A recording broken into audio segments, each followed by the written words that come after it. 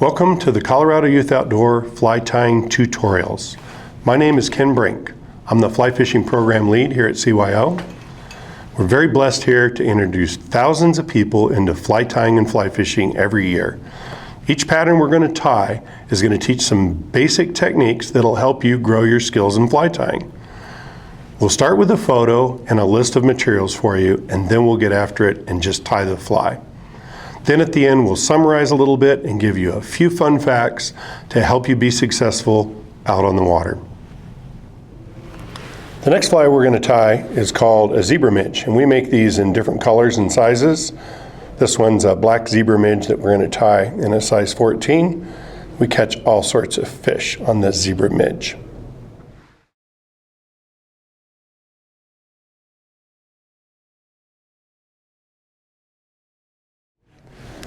The materials you'll need to tie a Zebra Midge, we start with an Umpqua U-Series 201 hook in a size 14. Really strong hook, great for, we catch bluegill on these, we catch good sized bass. You never know, every once in a while we even have carp take one of these things. It's amazing. We're going to be putting a silver colored brass bead on here, 7/64 of an inch. Brass bead with a silver finish. The ribbing of this fly is going to be size small, UTC ultra wire in the color silver. We usually like to start with about a 3-inch piece of this. It makes the ribbing much easier.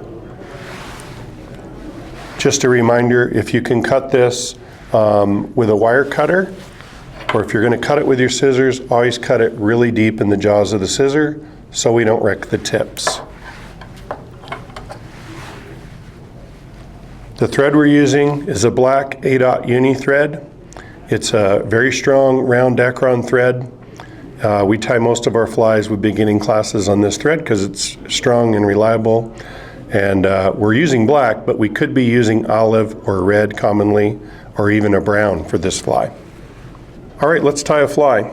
First thing we're going to do is, you'll remember from some of our other beaded flies that it's kind of nice to put the hook in some kind of a holder. We commonly here will use our teardrop shaped heckle plier to hold the hook in the right position.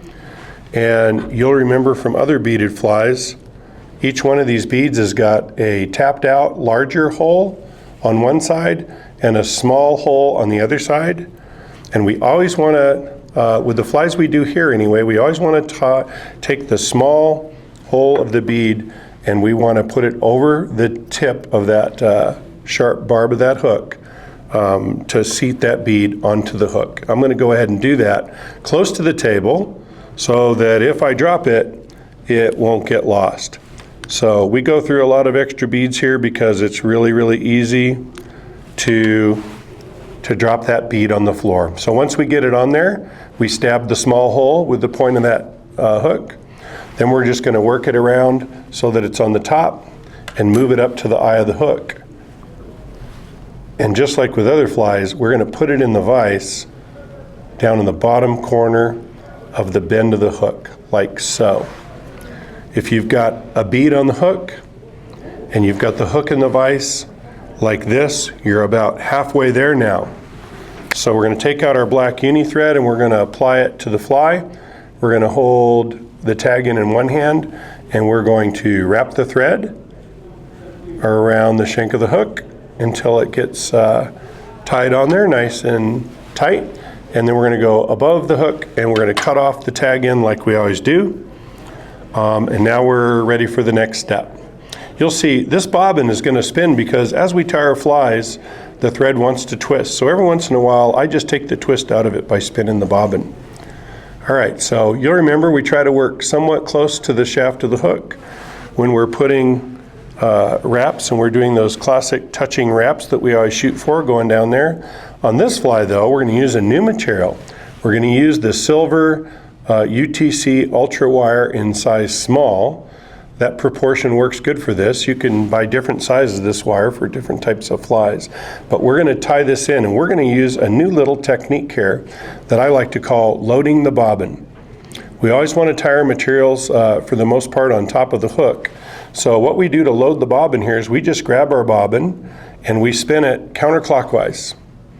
This is going to build some twist into the thread. That tends to be really helpful for tying down this wire. So we're going to let that go for a little while.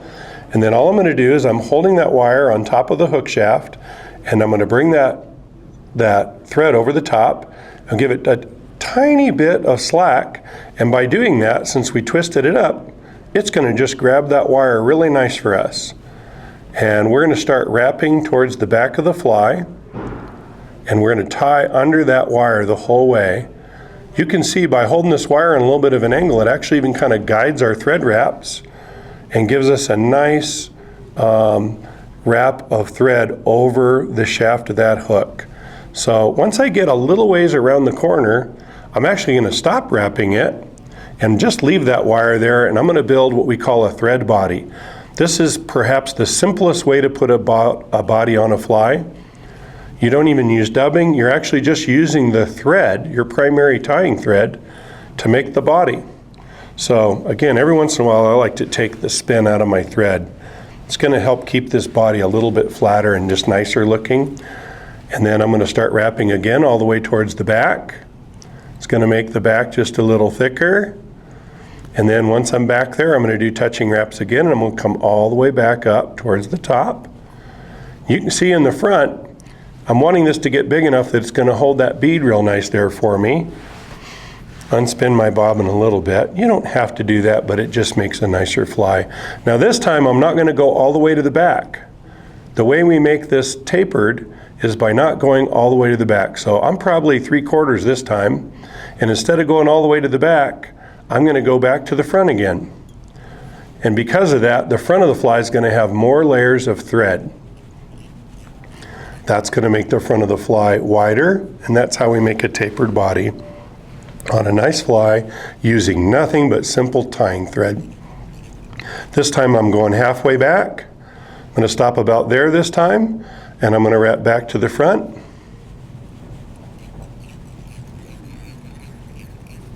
And then this time I'm only going to go 1/4 of the way back to about there.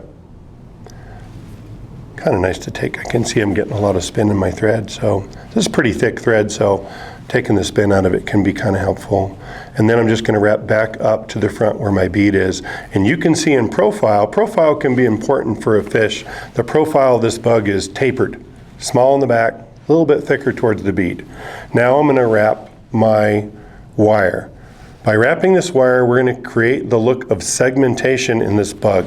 When we go out and we get these bugs out of our ponds here, these bugs have segmented bodies.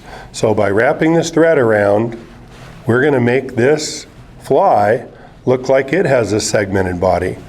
If you have just a little bit more of a piece of wire, it's sure handy because it makes it easier to get nice parallel wraps with that wire. And luckily, it's true that fish travel in schools, but they probably are not counting our thread wraps, luckily. And so I always tell people between 5 and 7 is considered a good number of wraps with that. And once we get to the top, all I'm doing is I'm holding that wire. It's not going to try to come unravel on you because it's wire and it changes shape. But I'm just passing my bobbin over that a couple times with a couple of nice, pretty tight wraps. And what's happened is it has tied that wire down, see? That wire's not going anywhere. So that's how you make a thread body, and that's how you make a segmented bug using the piece of wire. Couple new tricks in your toolbox now. Now to remove that wire, instead of cutting it, you could cut it with the inside of your jaws, but it's hard on your scissors. So what we teach is I'm going to grab a hold of the bobbin and hold a little bit of tension on my thread. Get back up to where I want to be with that. And then I'm going to grab this wire close to the fly. I'll grab it pretty tight with my 2 fingers, and I'm going to start twisting that wire around. We call it helicoptering off the wire. And after I go around about 10 times, it just breaks in exactly the right spot, which is pretty handy. And then all we do, Vise is a little loose there. All we're going to do now is whip finish, and we have a finished fly. So grab our whip finisher like usual and come over the top and whip finish this. We always do 4 wraps here for the most part. I'm going to remove the tool and pull a little bit harder than usual. And we're going to come in here on the bottom with the scissors and cut off that. And you can see that's basically our segmented Zebra Midge. With the Zebra Midge, one of the neatest things about fishing this fly is that you can use it year-round. Midges are in the water where the fish live all the time. Even in the middle of winter, fish are still eating midge species. There are thousands of species of midges that live in North America. They come in many sizes and colors, so this is kind of the ultimate fly to be creative with.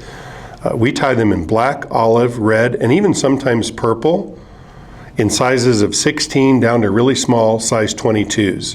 Keep a few of those colors and sizes in your box and go out and experiment with the Zebra Midge.